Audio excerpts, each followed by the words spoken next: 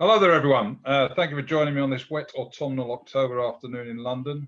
As many of you will already know, today I have the great pleasure to invite the great Desmond Haynes to join me to celebrate Black History Month and Desmond's outstanding career with Middlesex and the West Indies. Desmond's achievements with the West Indies between 1978 and 1994 far outweigh those with Middlesex. During his 17-year period with the West Indies, Desi played in 354 games of cricket for the West Indies and scored 16,135 runs, which is an outstanding achievement. But the reason why I'm speaking of Desi is because he spent 5 wonderful seasons with Middlesex. In those 5 seasons, Middlesex won 4 trophies, 2 county championships, 1 Sunday League and 1 Refuge Assurance Cup. We also got to the final, I think it was the NatWest Trophy, lost to Warwickshire narrowly. And whilst at Middlesex, Desi scored more than 7,000 first-class runs at an average of just under 50, and over 4,000 this day runs at an average of 48.86. Middlesex supporters often ask me who was Middlesex's greatest overseas players, and I don't think Desi really would disagree with Wayne Daniel being looked at as the #1. But for me, the only player competing for that spot with Wayne Daniel has always been Desmond Haynes, not just for the runs he scored, but for the personality and character he brought to our dressing room in the late 80s and early 90s. So, Desi, welcome and thanks for joining me. Yeah, thanks, Gussie. It's good to be here. Firstly, before moving to cricket, how are you and how's the family? Yeah, everybody's okay at the moment. As you know, with this COVID thing, things are not as bright as we would like, but, we are fighting it and, making sure that we look at every day and be thankful, Well, I'm due to be coming over in December with the family, so hopefully it'll be all right then. Well, yes, I think it's a new norm now. I think you probably just have to start thinking about, your first week in quarantine, and then after that, then you can enjoy your holiday. I can't afford to be there for more than a week. I hope the quarantine doesn't last that long. That's the new norm. I say Barbados is really less pleasant than the UK. What's it like over there at the moment? Yeah, I think we've handled it very well. I think our government has been very much upfront with the public, and I think we've handled it in a way that was very matured. A lot of the people as well, they're adhering to the COVID-19 protocol. So, I guess that Barbados are lucky that, the type of people, that we've got here who understand the importance and the seriousness of this disease. What are you currently up to? What are we? I didn't hear that. What are you currently up to? What am I coming up to? Currently up to? What are you doing with yourself? Oh, what am I up to? Oh, nothing much at the moment. I'm hoping to do a little bit with the Barbados Cricket Association in helping some of the players who are struggling with form and so forth but that is something in the pipeline. I mean, I'm always willing to help with the batsmen, in Barbados.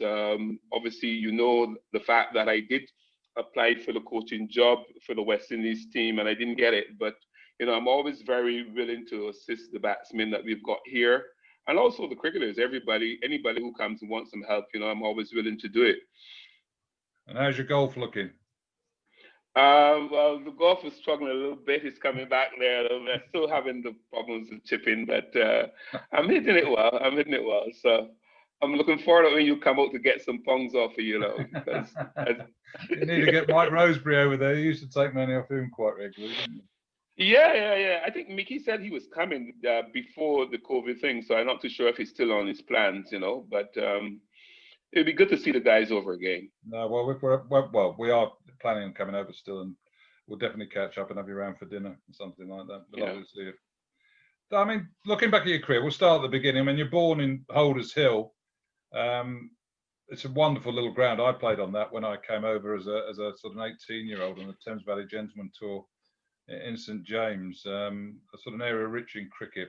How did you get into cricket in the first place? Well, just living in the area. If you live in Holders Hill and you can't play cricket, you'll be laughed at.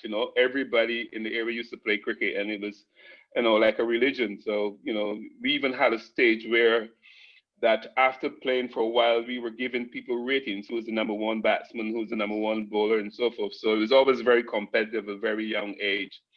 And, you also had some really good role models, people who nobody knows anything about, might be somebody who owns a shop, somebody who's living in the area. But those guys used to really protect you and always try to give you all the best advice as possible, just in case that someday you make it in the West Indies team.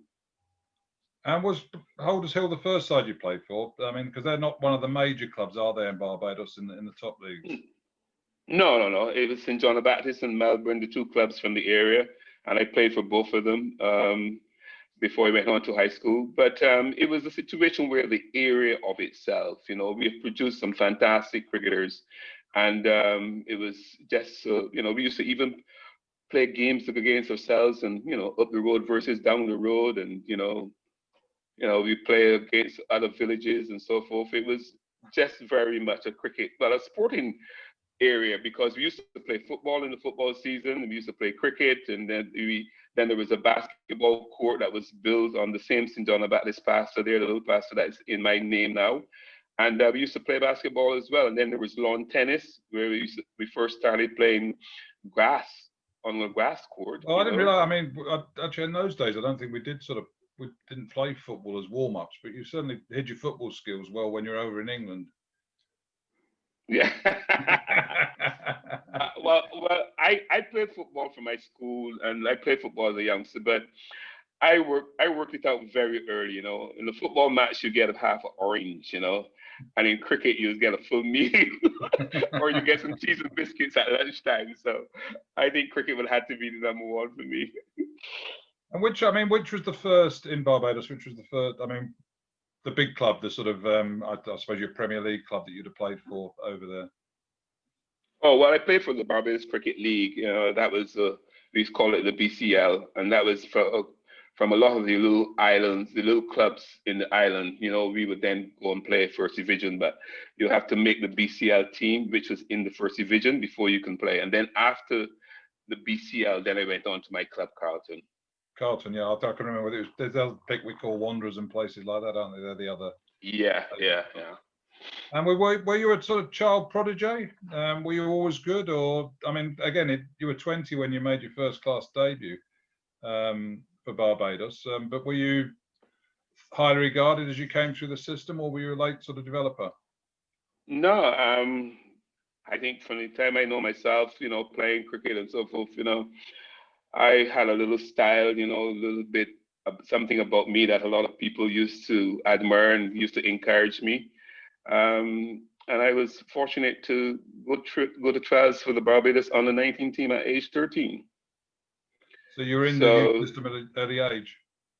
Yeah, so a lot of people saw a lot in me that obviously I didn't even know that I had it, but when I went on to secondary school, I was in the yard playing, and the guys couldn't get me out and all that. And the games master thought that I was good enough, and I just in secondary school, just at the age of 13, playing under 15 cricket. I was also playing second division cricket for my school. Excellent. And you made your debut Montego Bay for Barbados, age of 20. How are you out? I think I got an LBW to Michael Holden. Just came back from Australia. I survived the first session, and then it was rained out. And when we started back play, I went back out there, and I think he got me out LBW playing back to delivery.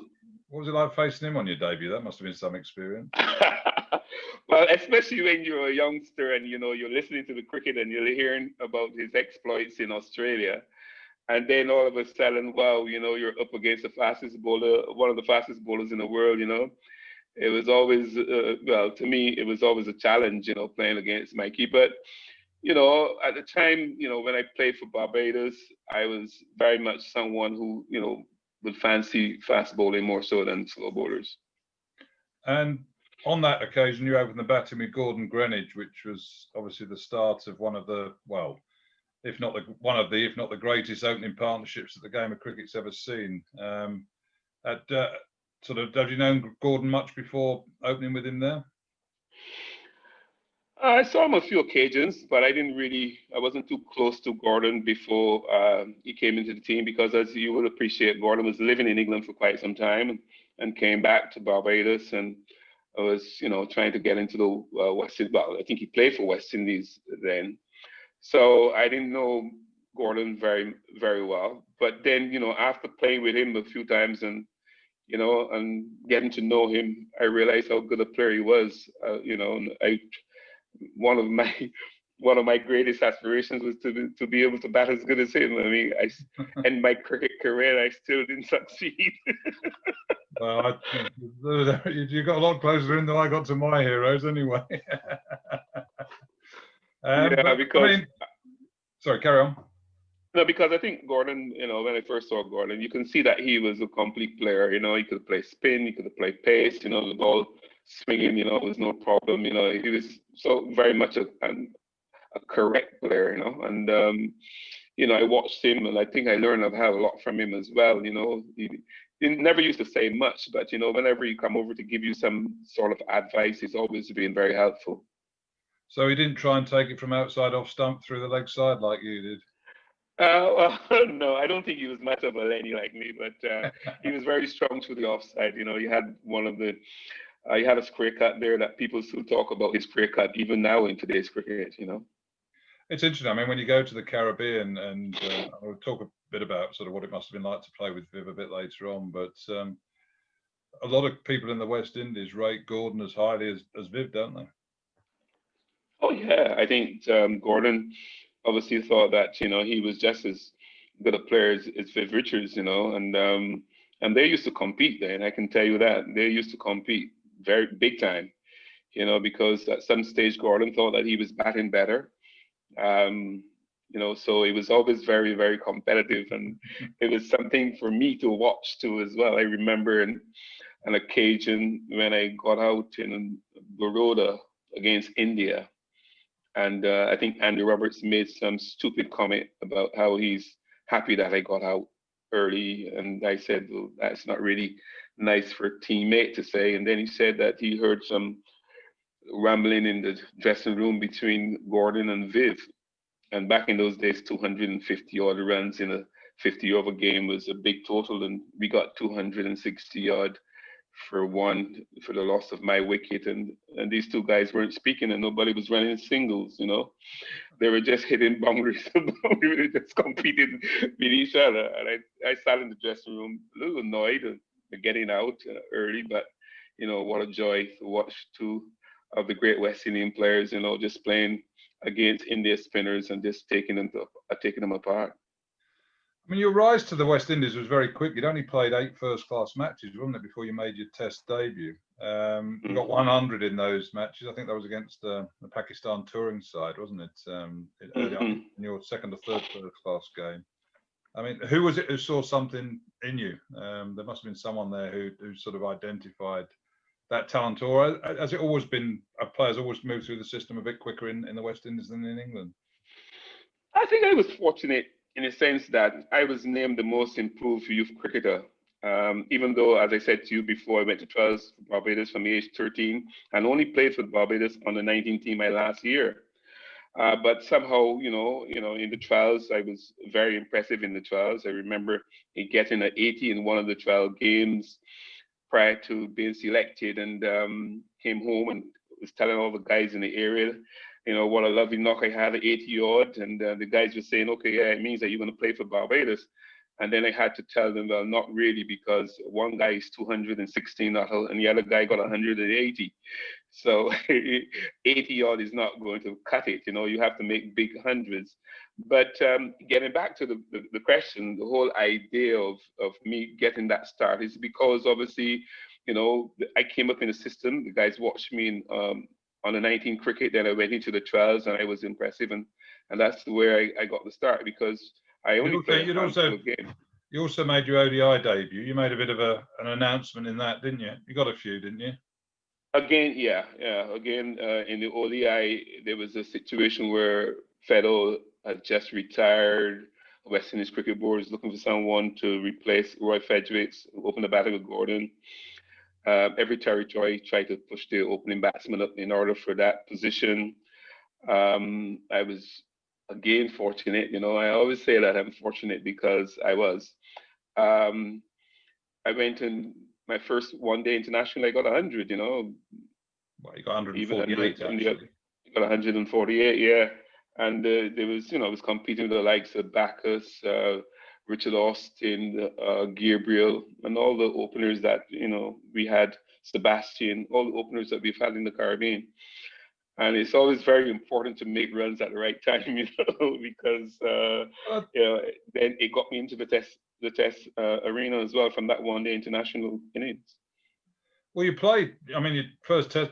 Well, the first two test matches you played, scored 61 on debut against the Aussies. You won. The second test, you scored 66 and 55. So completely justifying the selectors. You missed the third test, and you Mhm. didn't play a game then for a while. Why was that? Well, it was a bit unfortunate that you know, when I first started, you know, I thought that, you know, obviously playing cricket for West Indies has always been something that I really wanted to do. It was one of my love. I always tell myself that, you know, I always wanted to play cricket for West Indies. It was, I used to stick, you know, pictures of all the past West Indian greats in my room. You know, I was always very, and when I got into the side, I was so overwhelmed with the likes of Viv and Lloydie and Cali Sharan and all those guys who I used to look up to. And playing with them was marvelous. And then, you know, played three test matches, and then all of a sudden, I think at that stage there was the Kerry Packer situation that was, you know, was in Australia, and everybody was talking about it. And after the second test match, I remember Lloydie saying to me that the guys are interested in me joining the Packer cricket. And I said, oh, well, I will be guided by you guys because you guys had a year there. And you guys, so, you know, you just guys tell me what I have to do. And, you know, if the opportunity comes, you know, then I will have to look at it. And then I think that it was after that discussion, even though I did not sign, somebody told the chairman of selectors that I have really signed up with Craig Brack, and they dropped me for the third test. Really, and they didn't sort of pick you again for another year or so, did they? Well, then that is because then I went on after that. I was a little concerned because, I mean, I got left out of the West Indies team because it was alleged that I am Mm. signing with Kerry Packer. And even though I haven't signed yet, I figured, well, I better make sure that I get that right. And then I went on and I signed with Kerry Packer. I went to Obviously. Australia I couldn't make the first team because obviously Roy Fledges was still there. So I play a lot of the games, the country games and so forth.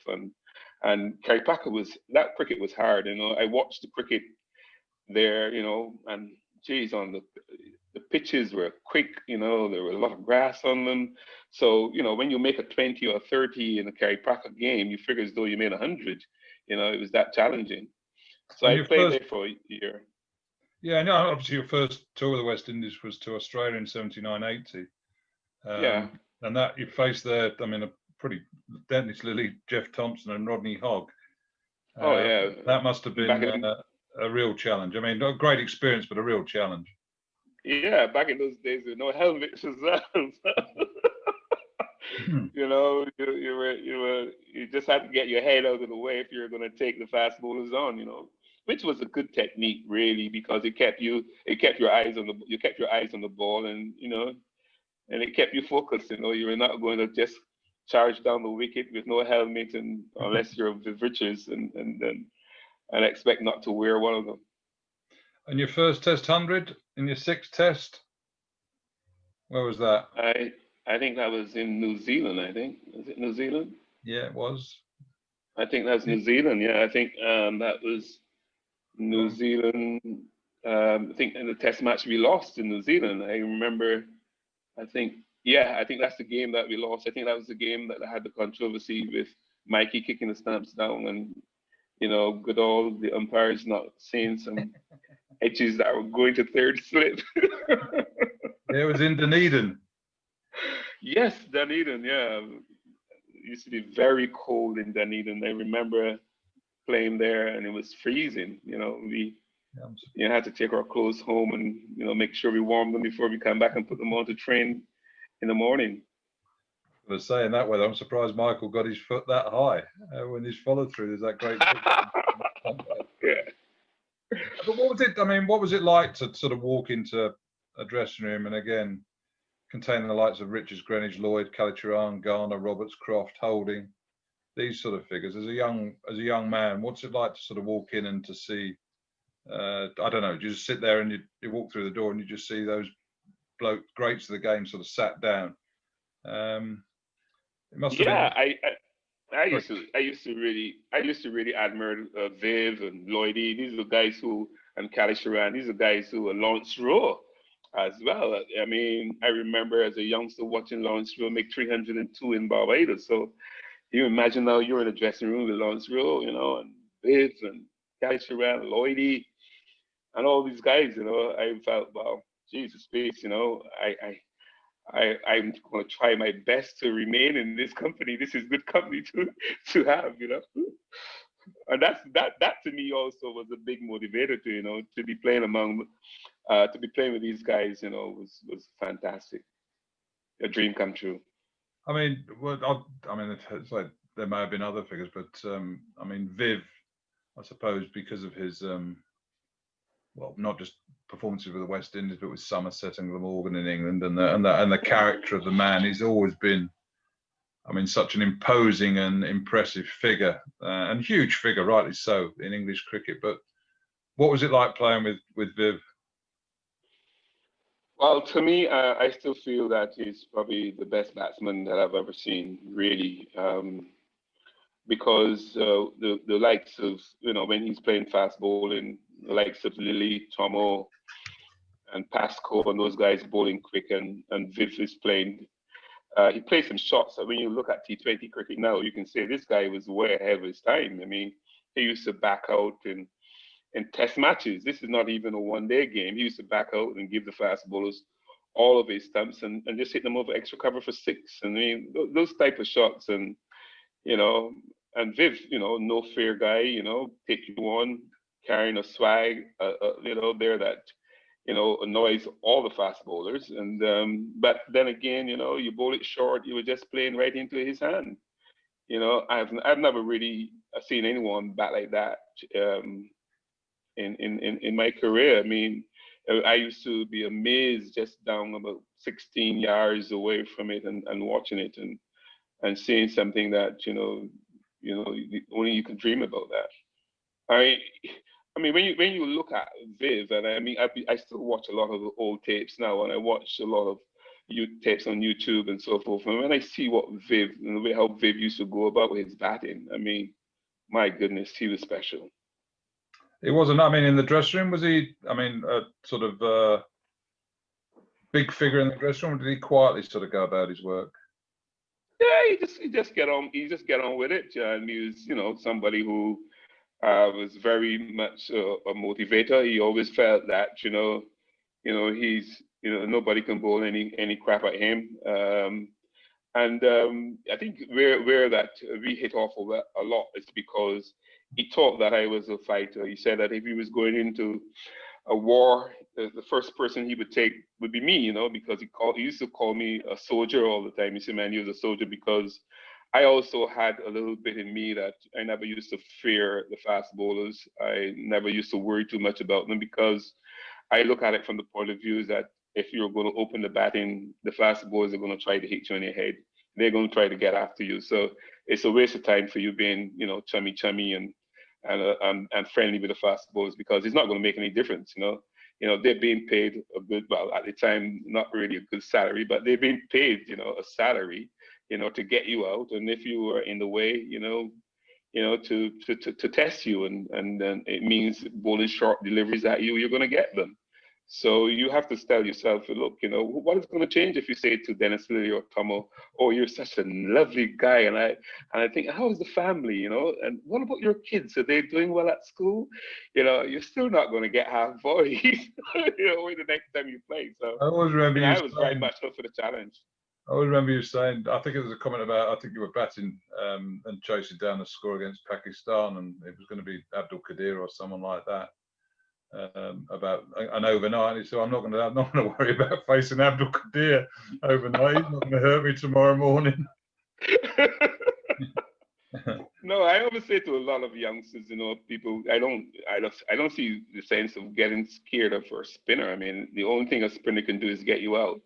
But if you are out late and you have to face Jeff Thompson, I think it's better if you say to someone, look, I don't think I need that other drink. You know, I am going to go to bed pretty early because, you know, this guy can take you out.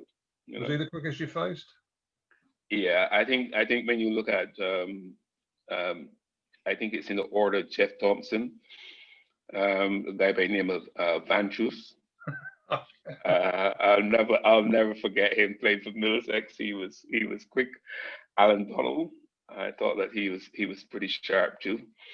And even Greg Thomas, you know, I thought that Greg Thomas had some steam, you know.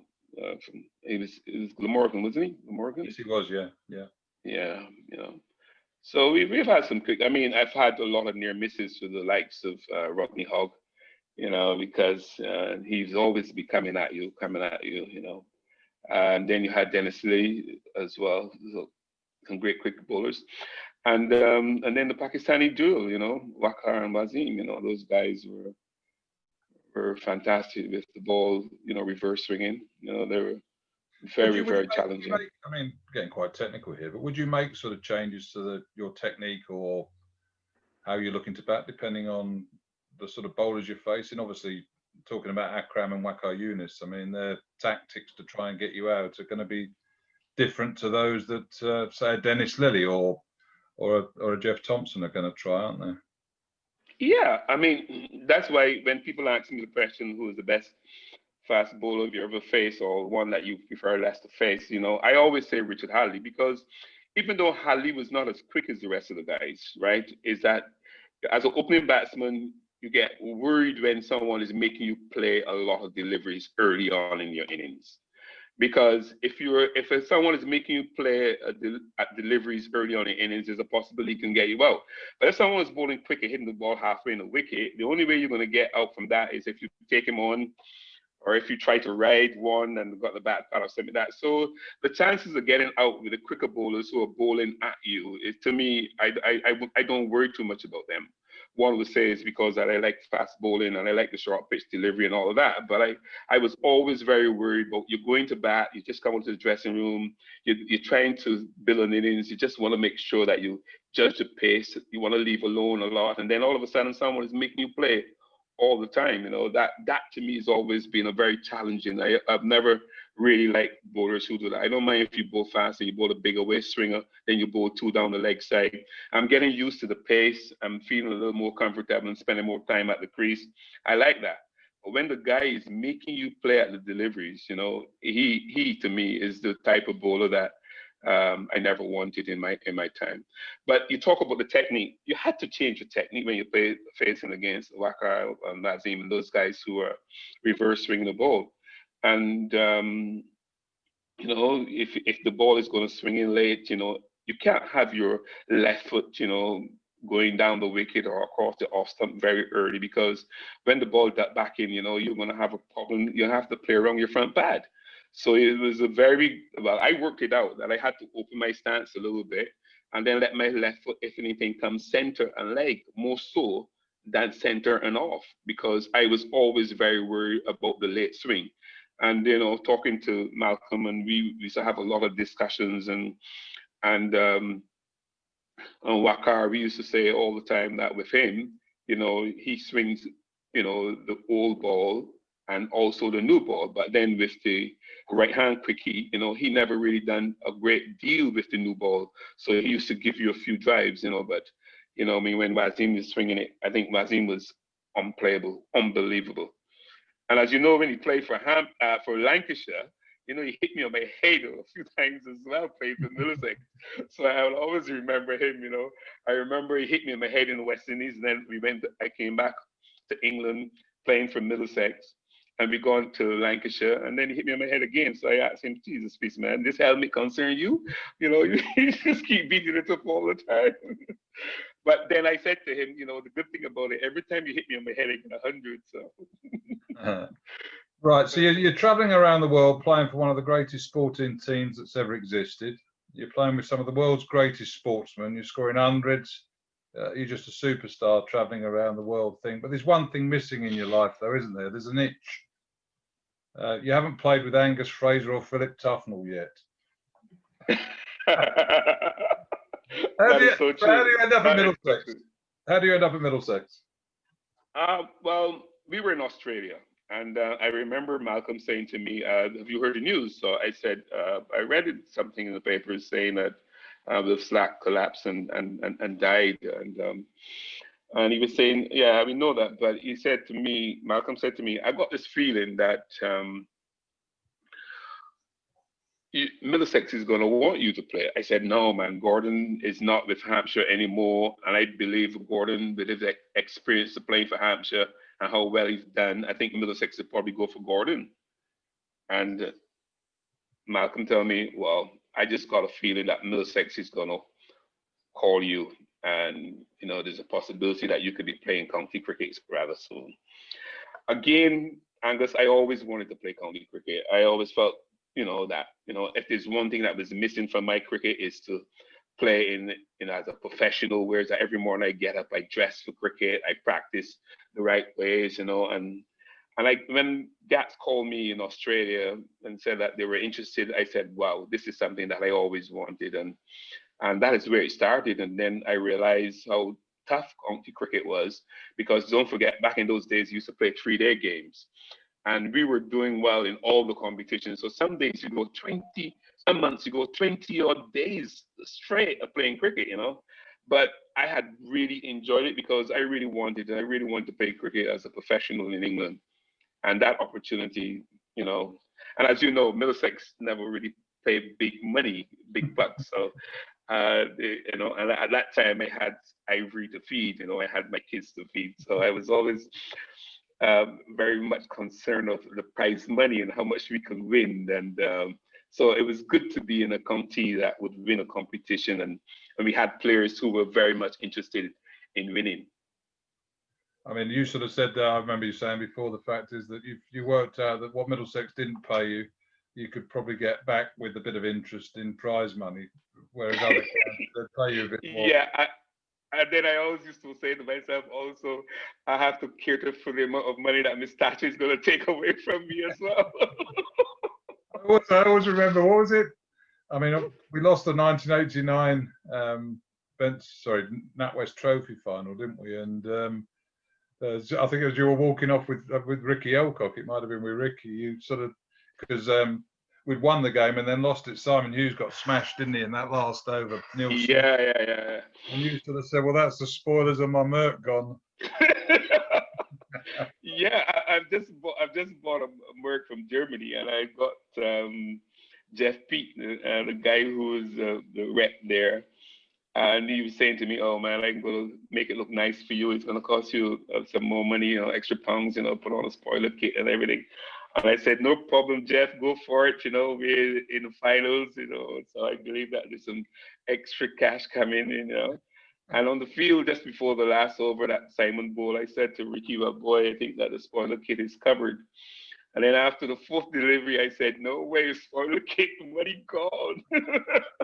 And I always make Yoza. I would always remind Yoza about because I keep saying to him, come on, man, with the small salaries you're getting at Middlesex, you can't stop the guys from getting the prize money. And I mean, Yoza with this slow ball crap, but that was good fun though. It was really good fun. I mean, on a serious note though, it was really nice to be in a dressing room with a lot of guys who were aspiring to play for England and who really wanted to take the cricket to a different level. And it made life a lot easier for me personally. I know we had Don Bennett as coach, but I still think that a lot of the guys have looked up to me, to be the one to guide them through and to help them to have a very positive outlook at their game and how seriously they should be about the cricket and not to mess around, And I remember taking Mark Rampercash, and just trying to tell him, look, you've got a bright future. Everybody been talking about you as a very young person. You came to Middlesex at 15 or 16, and you've got so much promise. You just got to get serious about your cricket, and you can go all the way. Well, he had an outstanding career. I mean, your first game for Middlesex was a Benton Hedges Cup game against Surrey at Lords. Do you know how many you got? Remember how many you got? I remember I was named the man of the match in that game. Oh, right. I think Clive. More, I think more Clive prize Lloyd. money. More prize money. Yeah. I think Clive Lloyd was the adjudicator, and You got I 59. remember I got 50 odd. Yeah, I remember I got 50 odd. Who got you and out? then can't remember who got me out. Graham. But I know How did Sylvester. you get out to Graham Thorpe? I got out to Graham Thorpe. Yeah, you got out to Graham Thorpe, Court Feltham. How did you get out to him? I don't know. I had a brain freeze or something because I can't remember that. But I remember Sylvester Clark played that game, and at the time, Sylvester Clark was always the guy that everybody was worried about in the county. And I was in the shower, and the guys were saying to me, "Are you going to go over by the pub to have a drink after?" So I said, "Oh, I'm keen. I'm keen. I don't mind doing it." I said, "What is the celebration?" The guy said to me that Sylvester Clark had just retired from county cricket. So they say that's one less problem they have next season when they meet Surrey. So I thought, well, okay, let me enjoy that too, because I just think that Sylvester was the most lethal fast bowler that I've ever faced. I tell you what, I believe that he could have hit you at will. He was lethal. He was. It's funny because I was just looking at your early games with us, and in your second game, Sunday League game versus Gloucestershire, you were run out. Your first class debut for Middlesex was against Hampshire. You got 67 in the first innings.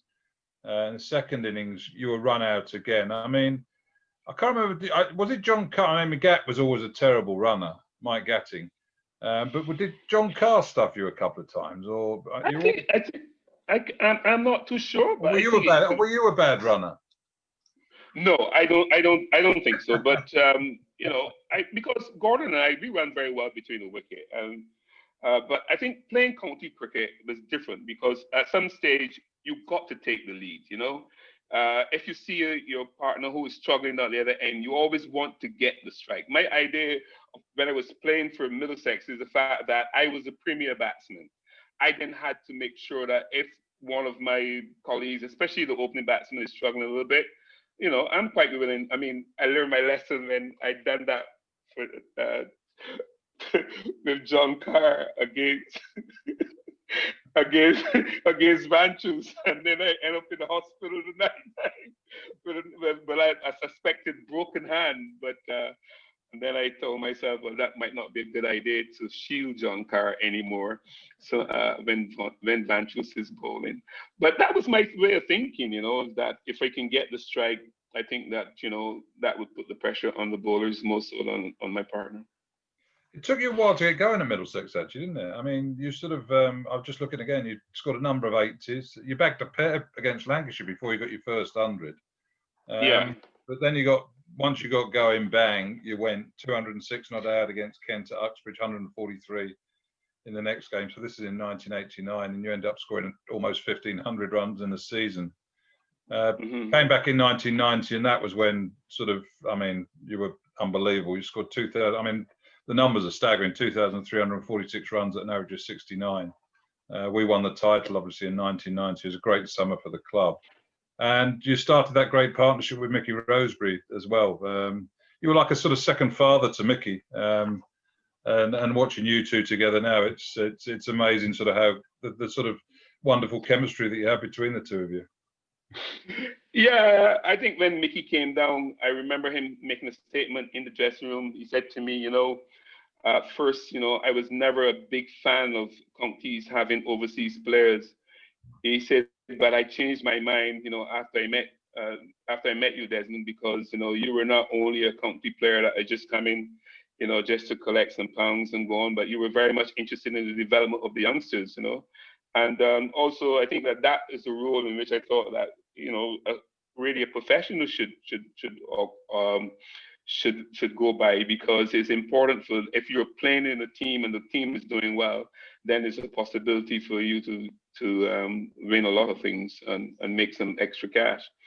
And we had a very good relationship. I get to meet Mickey's dad, and then obviously being a Geordie as well, and I have had some years in the North Yorkshire South Durham League, and so I get to know how the Geordies, how the people from up north, how they how they think, and a friendship became very very tight. But apart from that, I think that Mickey was also a guy who was a quick learner, and he also liked the short pitch delivery.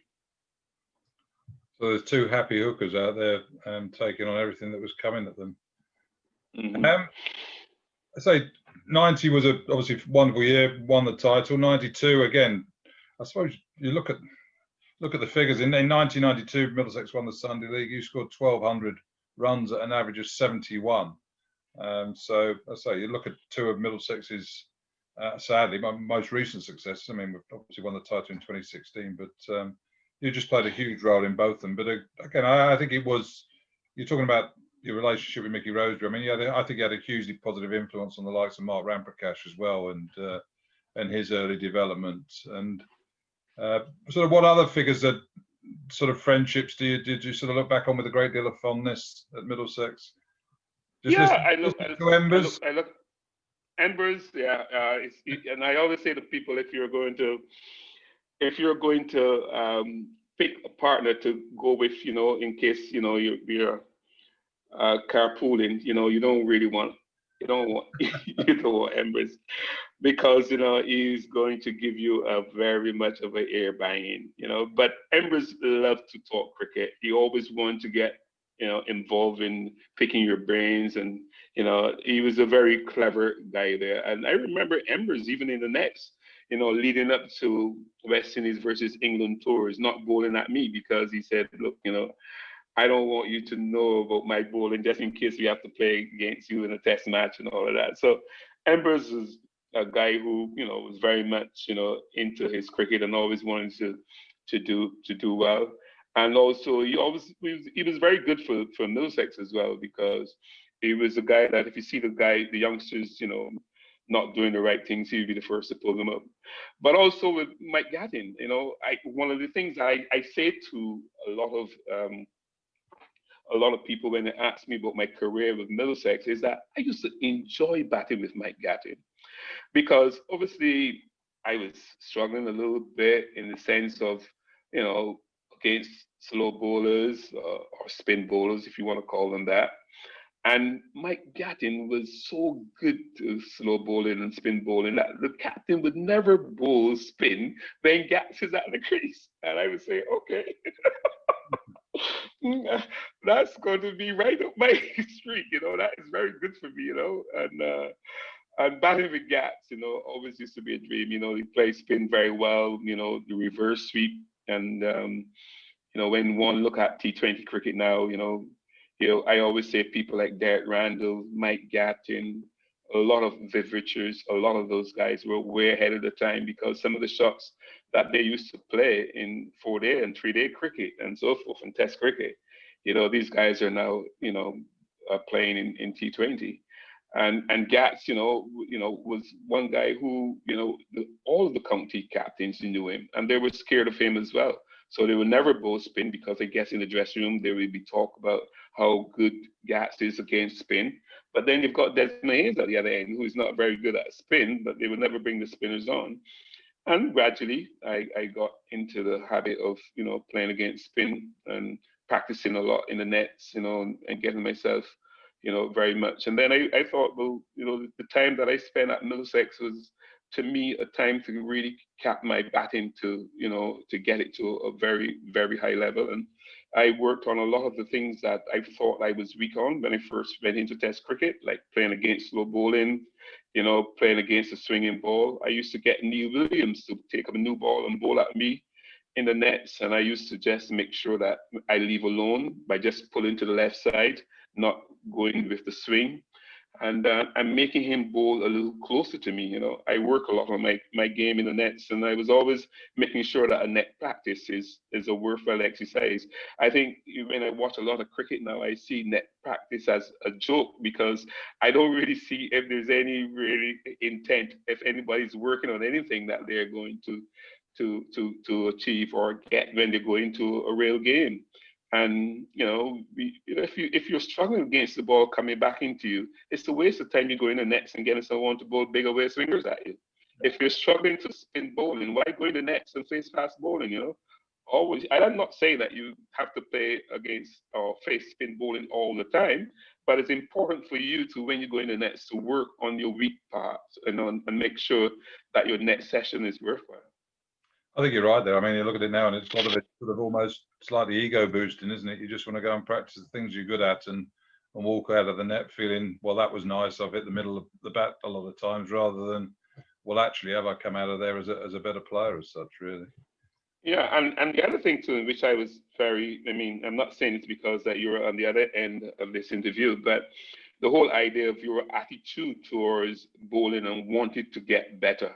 I mean, one of the things that we were concerned with when we were playing Middlesex is that Gussie might get injured.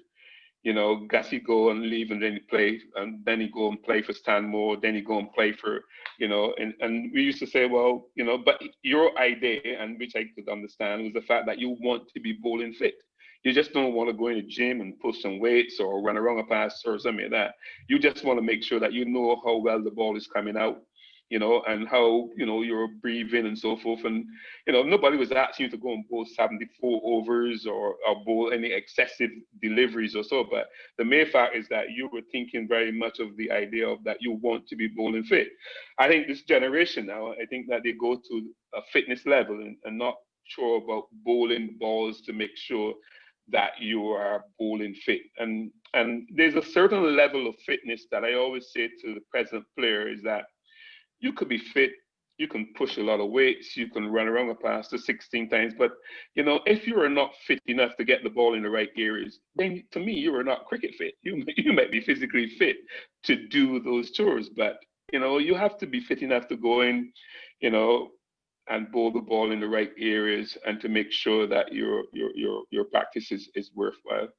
And that is why I always believe in, the best way for you to be good at any sport is the amount of time and the amount of deliveries that you bowl as a fast bowler. I know you as a selector probably would be encountering the fact that we need to rest this person, we need to put this person in cottonwood and all of that.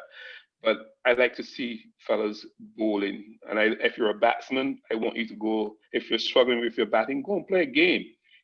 Get into a match practice that is necessary. And yeah, well, there's a consequence if you don't get it right. Yeah, but what a lot of guys are saying now is that we're getting so much money to play that if we go and play and get injured, we lose out on some good money on a tour. So a lot of the guys now are not taking the chance of doing it. So it's really a catch-22 situation, and sometimes it does need to be managed properly. I mean, you look back at, your record in both forms of the game was phenomenal. But again, as a white ball cricketer, sadly, in the last couple of months, Dean Jones has passed away, and he was obviously a pioneer. Yeah, a pioneer really in white ball cricket. And I think we could put in the same group. I think you averaged 48, 49, didn't you, in one-day international cricket? So, I say looking back, which do you prefer? In nowadays, you'd almost be, I wouldn't say being asked, because there are obviously still great players that play and excel in both forms of the game, but almost they're sort of saying, oh, he's a white ball. People like to pigeonhole people now. But which form of the game did you sort of enjoy the most? Before I answer that, Gussie, I really never got the chance to offer my condolences to Dean Jones' wife and family. And I think that this might be just the right time to do that because I know him very well. I remember him, on the golf course. Dean Jones always think that he can do anything. And I remember him saying that he's going to try out to be a professional golfer in Australia. But then he got to realize how difficult golf was and how hard that was, But as a person, I always had a lot of respect for Dean. I know that sometimes he used to rub some of the bowlers the wrong way. But to me, he was a great guy, and I'm really saddened that he's gone so soon. But I just want to offer my condolences to his wife and family. Well, But getting back to the question, regarding I still like Test cricket though, because I thought that the Test cricket, you had the test. You go to India and you're batting and you're struggling against spin, and there's 8 guys around the bat. You have to show character. You go to Australia and it's you're getting 5 and 6 short pitch delivery. You have to show character. You go to England and the ball is swinging around, and there are 3 slips or 4 slips in the gully and so forth. You have to show a character. You know what I mean? Then you go to places like Pakistan, and then the ball is reverse swinging. One is crashed at that one side, and it looked like if a dog been biting it.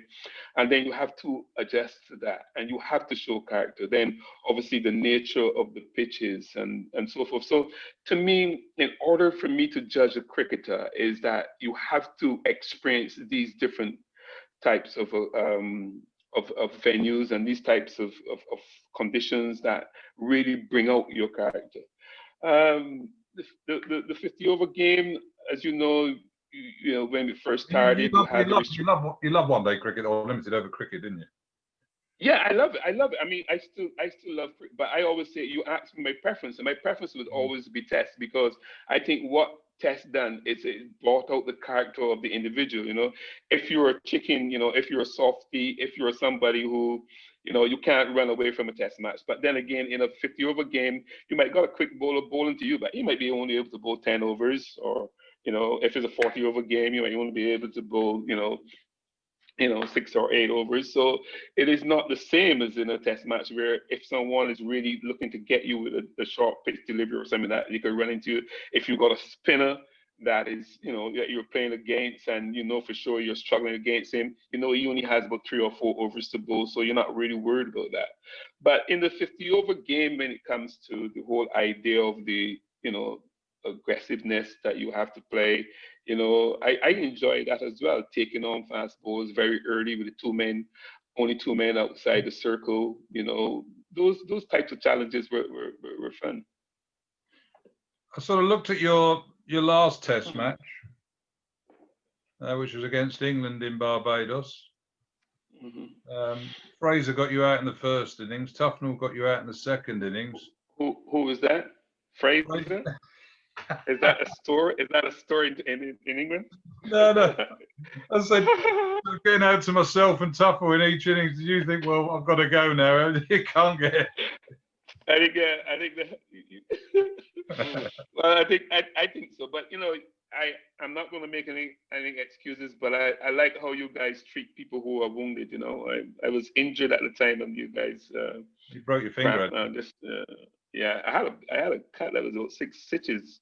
I had a big gash around there, but I mean, forget that. How would you describe yourself as a batsman, though? I mean, if you're looking at, how would you describe yourself? What sort of were your strong things, strong assets? I think I would look at myself as somebody who, I think one of my biggest, I would say, pluses would be, I think, my mindset towards the game. I was always a fighter. I was always somebody who I believe in myself a lot, and I never used to take failure as, I always used to recognize that I'm playing a sport which I'm gonna fail more often than I do well. So I never used to get too worried about failure. But whenever I go to a bad run or something like that, I always say that whenever I get out of this rut, I am going to make somebody pay. Because I always used to believe that, when you get to a stage where you're doing well, you have to cash in big times, because there's just around the corner, there are going to be some low scores. So it's always very important that when you're in, get a big set of it. And also, I learned from Middlesex, play for a ride. You must, always play for not out, because then that will help with your averages going forward. But I think that, and to add to that too, phrase, I think that I'm one guy who, I was always prepared to learn about my game, and always try to improve on every day. I used to spend a lot of time in nets working on my weaknesses, and also listening to a lot of the old players. I always used to listen to the likes of Sir Wise, so Charlie, Simon Nurse, so Garfield, Everton Weeks. I always used to like to talk cricket with the seniors. Just to gain as much knowledge about the game as well. So I would call myself a fighter. I don't think that I had all the, I still think that I had all the ability, but I worked very hard at my game. So Viv's assessment of you early on was a correct one. Yeah, I would say that Viv was right. Viv recognized it very early. I mean, I think he realized that I'm in this, and I was very much in it for the long haul. I didn't want to play one test match and then that was it. I wanted to play a lot of test matches, and I was very determined to do that. And I worked out where I was weak. I was weak against slow bowling, and I worked on it. Then I wanted to play county cricket because I thought with county cricket I'm playing every day, I can really work on my game. And I thanks to Middlesex again. I always say thanks to Middlesex because, I had the opportunity there to work on refining my game. It's like I say to guys, you're at college and then you go on to the university, you go for higher learning. And I thought that playing cricket for Middlesex in those 5 years was a situation where my batting went to a different level. And who would you say, I mean, your best mate in cricket? I think I know the answer to this, but the late Malcolm Marshall, has always been my, we roomed together. We shared a lot of great fond memories, even playing against him. And I think you probably remember the times when Hampshire playing against Middlesex, that was like a situation of a battle of two guys just looking for to get you out? bragging rights. I can't remember if he got me out, because I mean, I can't remember that. I always try not to let Malcolm get me out or hit me, because I remember in a youth tournament, we were playing youth trials in Barbados, under 19 trials, and he didn't make the team that year. And he was bowling to me in a trial game, and he bowled me a short ball. I bowled, and it didn't get up, and he broke my box, and he never ever let me forget that, but when he broke my box, how quick he was and all that. So when we had challenges, we had the whole idea of playing for. I think he was playing for Natal, and I was Western Province. Again, that was another big battle. And then for Hampshire, Middlesex, we always used to be going at each other. But after that, we would sit down and we would have a drink. I remember one semi-final we played up at Hampshire, and at the time we both had homes in Hampshire, and I went over by Malcolm, and we were sitting down on the floor, and I said, "Look, I gotta go home, man. I gotta play this game tomorrow." And Malcolm, "Don't leave yet, man. Let's have another drink, man. I'm not gonna bowl any short balls at you tomorrow, I said, "Okay." If you believe that, if you believe anything, I said. And then, the next day, the first delivery was a short ball. And I was waiting for it. And I hit it to mid wicket for 4. And he looked at me and me, "Okay, all right." And then the next one was another short ball, and I let it go, And he came down the wicket saying to me, "Okay, I gonna, what he's gonna do, But it was good, that we got. I got the better of him that day. And if you look back at Middlesex, your time at Middlesex, I mean, your best innings, your most memorable game, the most enjoyable thing that happened. I remember the time when we played against Sussex, and I think I broke the record there. I got 250 or 260, I can't remember now. I'm not out. And then I had a few occasions when I got 100 before lunch, which I thought was a great achievement because, making 100 before lunch, I think I'd done it against Surrey. No, was it Surrey? No. I think I got 100 against Essex before lunch. And I think I'd done it against Yorkshire at Headingley. I think I got 100 before lunch against Yorkshire and 100 before lunch against Essex at Lord's. And then I think I might have made 100 before lunch against New Zealand when I got 100 in both innings. I would never forget that because the players, the English guys I think they were asked to rest, and we had a rather young side playing against New Zealand. And I remember that innings, I think Richard Hadley chipped my edge and the ball went to third slip. I think it just went along the ground and it went for four. And then, every time I played a shot in anger, the ball went for four. So I got 100 before lunch. And I think we beat New Zealand in that game as well. I think it was the only country to beat the touring team that year. So I remember some good innings, but as you would appreciate, that's been a long time ago that I played for Middlesex. So every now and then, sometimes when I go on YouTube or when I look up at certain things or people, I go and people will say to me, "Oh, Desmond, remember that innings you played for Middlesex?" So all I'm hoping now is that now that we're in this stage, that I just want to, now that I'm talking to you, Gus, to let you know that I'm still available to do some work for Middlesex to help with the young batsmen there. I figure that you need to invest in some of the past greats who have made Middlesex very, very strong, and see how best that you can utilize our services, not only in the month of the Black History Month, but also going forward.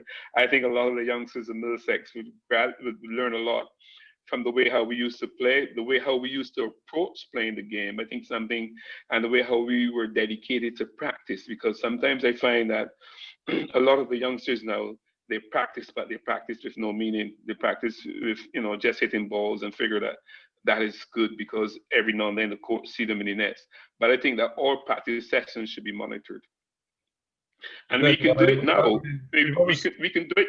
We can do it now virtually as well, because you don't even have to be in England now. You can send, some of the youngsters, the batting style to us. We can sit down and we can watch it and we can discuss it with the coaches and so forth, and find ways of how we can still be a part and parcel of the Middlesex setup. Well, I mean, we haven't. I don't want to sort of be knifing our batsmen, but obviously we haven't scored as many runs as we'd like to have done in recent years. So I'll have a word with Stuart, and I'd love to take you up on that. I mean, it'd be lovely to see you over here and doing a session with our cricketers. Forget the young cricketers, as you sort of keep saying. You never stop learning, and needless to do. We could carry on talking on for hours, but I just want to say thanks for joining us here to celebrate Black History Month. I don't know. I mean, there are, I say, a lot of cricketers have played for Middlesex, and you are one of the great ones. And I say, not just for the runs that you scored, but for the way that you went about your cricket and the impact that you had on myself and a lot of young cricketers at Middlesex. Then you've been a great servant to us, and we're proud. I'm proud to have played with you, and the club's proud to have you as someone that's represented the club. So thank you for all that you've done. Thanks for your time today. And I look forward to seeing you in December. Hopefully, well, I'm sure I'll be buying the rum because you don't tend to put your hand in your pocket very often. But I look forward to catching up with you soon. And once again, thanks for your time, mate. It's been great spending an hour or so with you now. Yeah, and Gussie, I just want to say though that it's not a one-way street. I think I've learned a lot from playing for Middlesex, and also the friendship that I've gained there. I mean, it was like a family to me. I would always remember, Dr. Day and Professor Day looking after my mother when she was ill, because they had a family here. They had a home here in Barbados, and they used to spend a lot of time here. So I was very, very happy to the friendship that and the people I've met playing for Middlesex. And I always used to wonder, when I look at the supporters, on a cold day, traveling, in the buses or going up in the coach or whatever to watch us play, how committed they were to Middlesex, and that in itself was very inspiring. When you see that the supporters were fully behind you, you just thought that you had to do it for them as well. So I just want to thank them, and I want to thank everybody who's got me involved in playing cricket for Middlesex, because even though yes, I would have done well for Middlesex, I think Middlesex has done well for me as well.